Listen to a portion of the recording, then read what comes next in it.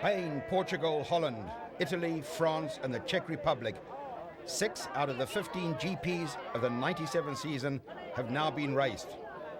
After more than a third of the season, double reigning champion Stefan Everts, number 1, easily leads. Although he had a slow start in Talavera with 2 fourth places, it is still his worst result 5 GPs later.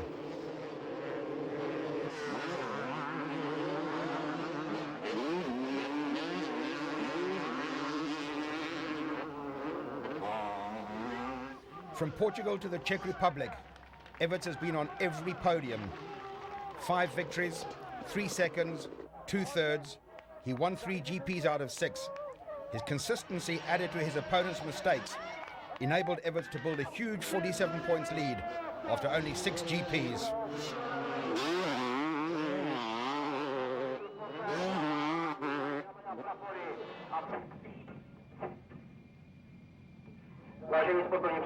Well, my first half of the season is really good.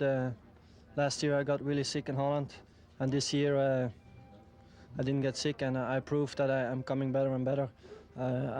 People said that always Everts has a bad moment in the season, but I hope I don't. I want to prove that I don't have that each year, and I want to prove that I can be always on the top the whole season. But yeah, it's been really good, but I realize that the season is still very long, so I stay with my both feet on the ground and try to continue in this form. 95 and 96 runner-up Marnik Befuts holds second place after the 6 GPs, but already 47 points from Everts after a victory in Valkenswaard. Befuts had 2 difficult races in Italy and France, but he could take back the championship after his second place in the Czech Republic. Much like Everts, Befuts wants to keep his 2 feet on the ground as well. After the deception of 1996, he doesn't want to think too early about the possibility of a world title. Especially in Cingoli and in Bru was really bad for me. And that's those things it's not necessary to happen this year because Stefan is riding really good from the beginning already, and he's leading now with many points in front. So now it's only thinking about heat, and that's the only thing I can do. Riding in his first 250 season, Sebastian Tortelli on bike number 24 is now 3rd in the championship, 5 points away from Befuts. Tortelli won easily in the first heat in Talavera, but then he crashed badly in race number 2 whilst leading. Tortelli finished the race in 3rd place overall, but was unable to race in Portugal.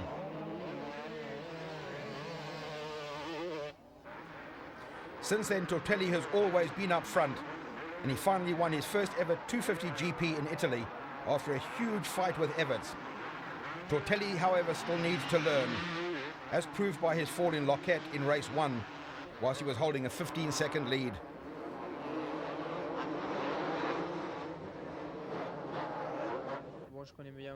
Sebastian told us, "I know my bike well now. I don't think I'm riding over my possibilities. I'm not sliding everywhere. I think it's more a lack of habit. When I injured myself in Talavera, I was leading for a long time. I think I just lost concentration because I'm used to taking good starts and leading all race long. I need to work on that, and then all will be okay." Je pense que j'ai encore ça à combler, puis à l'avenir ça ira mieux. 4th after the 6 GPs is the German Pit Beira. He is already 41 points behind Tortelli. The first 4 GPs were very difficult for him, with 3 times a 4th place, that being his best result. Then he retired for the first time in the second heat in France, but he eventually clinched his first podium finish, 3rd in Loquet in race 2. Everybody is so strong and good from the top 5, like Stefan or Marnik or Sebastian. They never stop, or they don't come to the finish line. They're always finishing top 5, so you have to do better to catch them. And that's not that easy, but I try to stay always in top 5, if possible top 3. And if it's a perfect day for me, I try to win, and I hope the chance coming for me in England. With an inconsistent start to the year, Jockey Carlson has not had it all his way. Carlson won the first heat in Portugal and finished second in race 1 in France. But he also retired twice, finished once 14th and once 15th. Anyway, Carlson holds 5th in the championship right now and knows that he can still improve. When I don't feel tired after the heat, then it's something wrong, because you need to get really tired on those races. Then you have tried your best. But like at the moment, on this track today, I didn't have the speed like the other guys had, and that was my problem. So I need to go home and train, like a lot of tempo training now, to get really fast. 6th at the moment is the Belgian Werner de Wit. He's on 110 points and still quite a long way behind Everts. Apart from one retirement in Loquet, race 2, de Wit has always finished between 4th and 10th place, but he never really seemed able to fight with the top riders.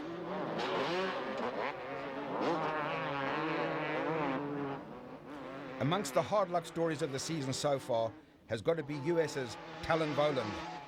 Talon won the first GP in Spain, finished second in Portugal and Holland. He was then leading the championship, equal with Stefan Everts.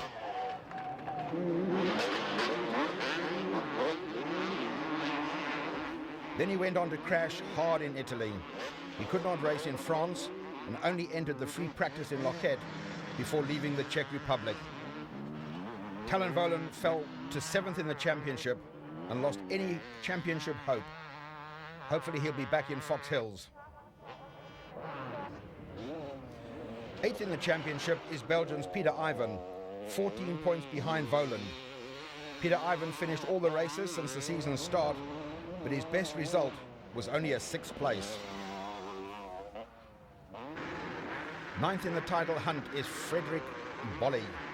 Injured 2 weeks before the start of the season, Frederick took no points in Spain and could not even race in Portugal. Since then, Bolli constantly improved, finishing 3 heats on the podium in Italy, France and the Czech Republic. But Bolli fell and injured his right knee in Loquet in the race 2, but he as well will be back in Fox Hill. The hope of being champion is now far away, really far away, and it's clear to me. Now I'll try to ride to win the GPs. It's going to be difficult, but I think I can do it, and I'm very motivated. Let's end with 10th place for French Yves de Maria. After 3 medium GPs, de Maria came back amongst the top in Italy, finishing second in race 1. But de Maria fell hard in race 2 and could not race in France.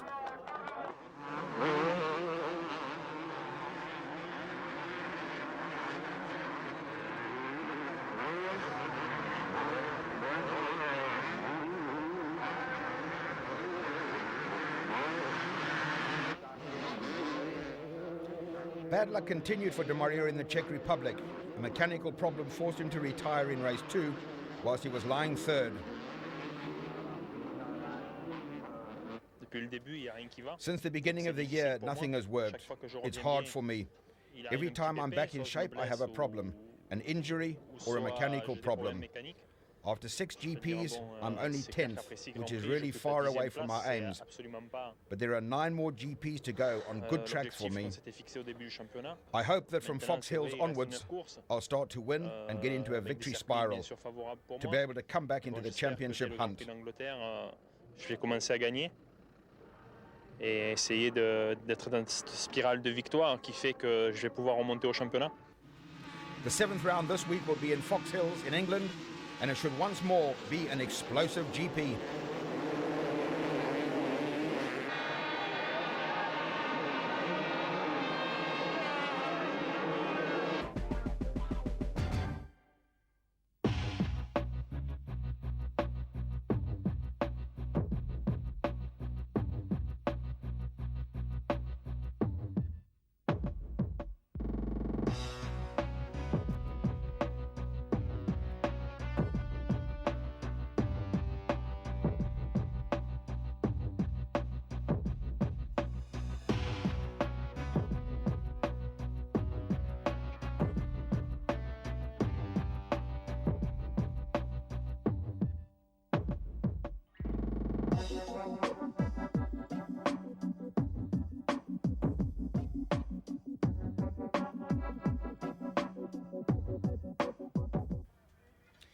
In the 250cc World Grand Prix Championships, 3 different manufacturers supply tyres to the top riders. Let's start with the reigning world champions, Dunlop. Dunlop accumulated the titles in the last few years, but they have never stopped working, and they've made a huge amount of development progress over this winter. We spoke with Jean-Pierre, the man behind Dunlop at the tracks. Development has been done in Japan, mostly for hard track tyres. We have a development tyre for the USA, as they need tyres for the whole shot. We're working on a development tyre for Europe, as the US tyres don't work due to Europe riding 45-minute heats. We're now working on an evolution of our 737 tyre of 96. We're still testing it, but we should still have this new tyre ready for San Marino. It will be named the D738 for front and rear. Dunlop furnishes over 20 riders, including teams JHK, Johnson, Parmo and KTM. The bike comes on every GP with 2 tyre mechanics and a truck full of tyres.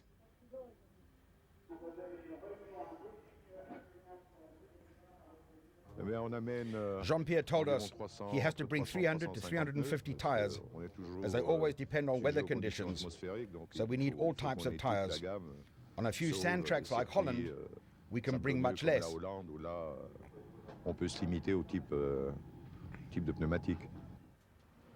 Against the mighty Dunlop, Pirelli's structure seems really small, but they supply the Rinaldi team, and they have now gone on to sign this year with double champion Everts, who has previously been riding for the last 8 years on Dunlops.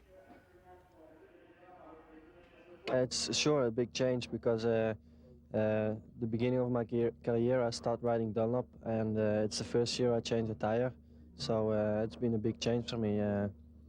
But Pirelli had a good past, and they had some world titles, and so I had the confidence to change. If they sign the top team, they expect also to have good results, so for sure they're waiting for a world title. This year a new manufacturer has come into the fight. Bridgestone was always there in '96 with Manet in Paolo Martin's team, but this year Martin signed Demurrier, a rider well capable of bringing a GP win for Bridgestone.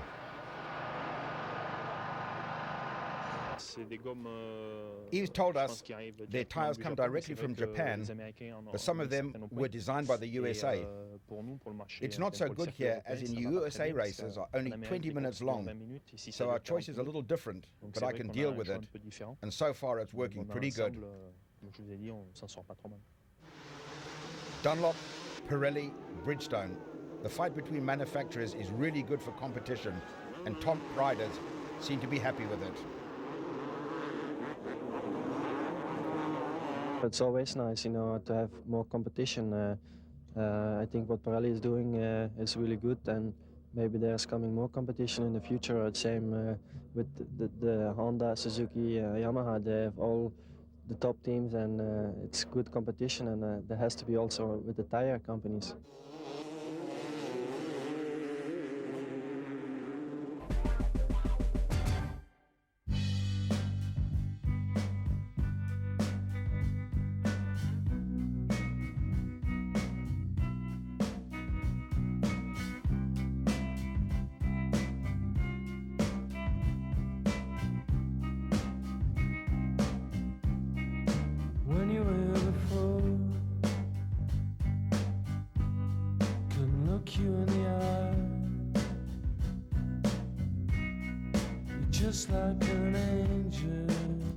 I started riding motocross when I was 6 years old.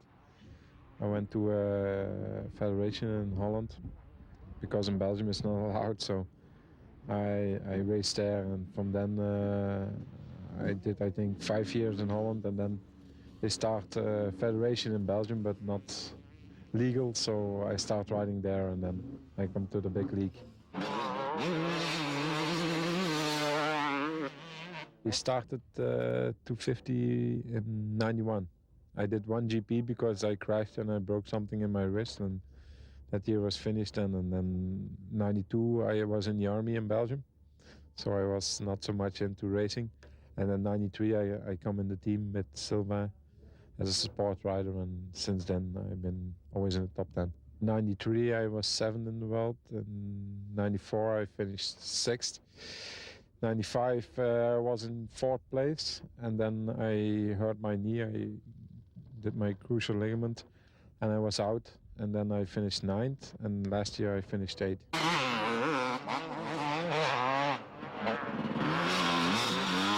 My best memory is in 93, the Belgian GP in Lommel. I finished 2nd, and I would have won the GP, but half a lap to go I crashed, and I gave the GP to Marnik. I finished never on the podium, and then I was 2nd, and afterwards you say, oh, it's a pity that I didn't win the GP, but for that time 2nd place was so much, that's unbelievable for me then.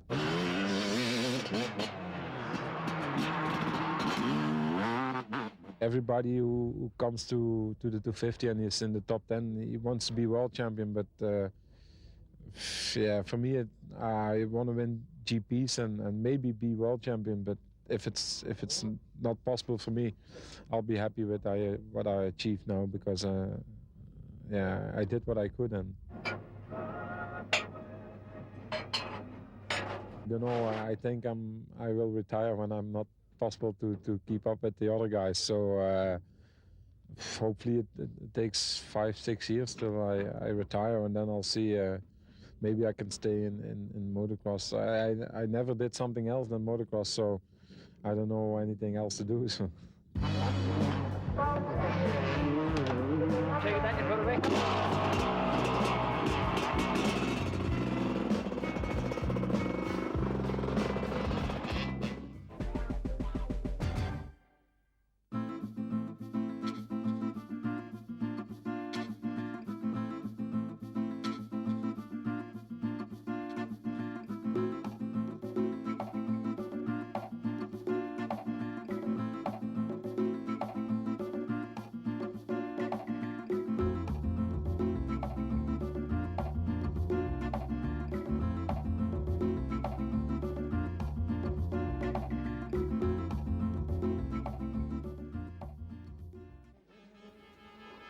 Round 5 in the 125 Motocross GP went across to Maggiora in Italy. Let's get ready for race number 1. The gate goes down and away they go. We're going to pick up a number as quickly as we can. We see the colors of Puzar, but we can't see yet if it's number 100 or not. There he is, out of turn number 1. Alessandro Puzar goes to the front very, very quickly.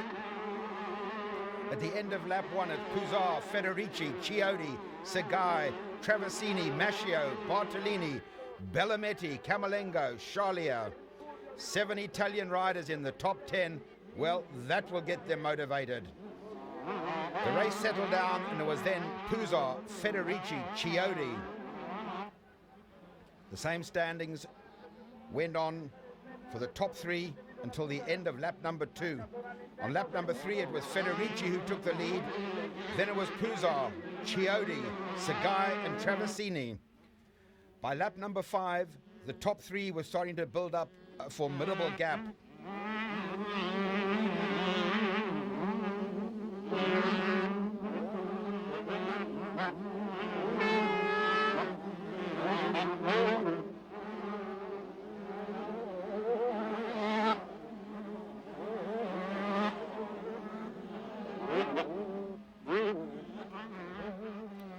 By lap number 7, Traversini number 18 had moved into 4th spot. Then it was Segai, Bartolini, Mascio, and Bellamet.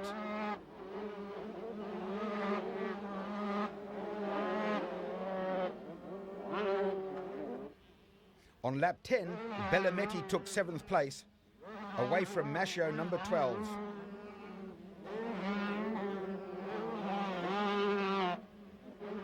Federici had started to build up a large gap, and he was now well on his way to victory.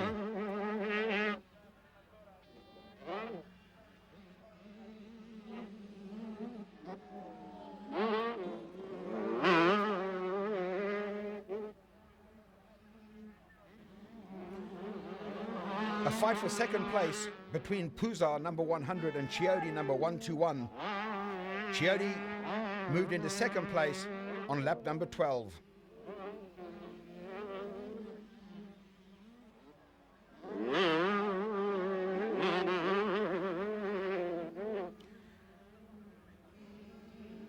Traversini number 18 went on to finish fourth in front of Cingoli number 4 and Bellametti number 7.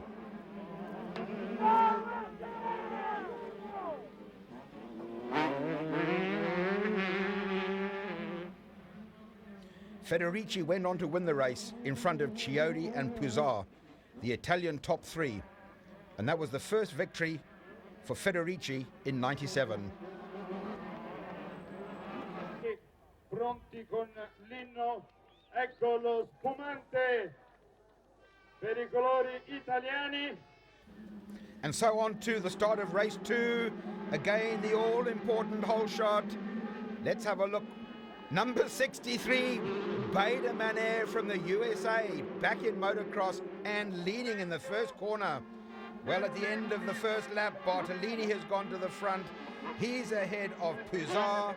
Beda Manair goes to third, then it's Chiodi, then it's Preto. The fight for first place goes on between Bartolini and Puzzar.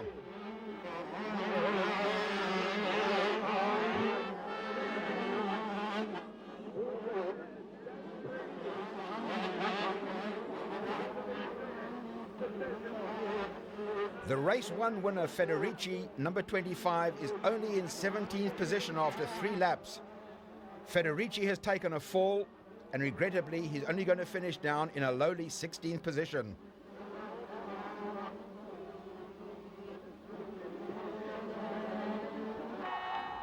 On lap number 6, Puzzar, riding bike number 100, took the lead from Bartolini on bike number 20, and Puzzar starting to build up a gap.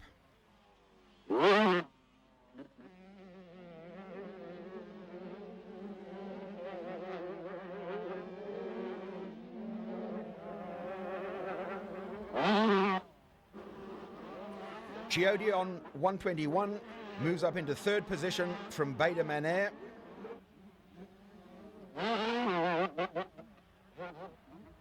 And then on lap number 9, Chiodi took second place from the flying Bartolini.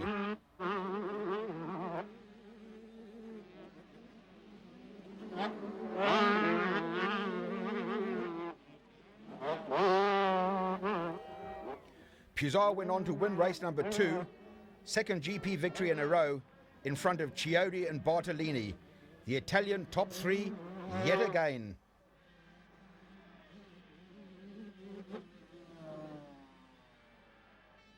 Chiodi, Bartolini, un problema tecnico all'attacco dello spumante, risolto.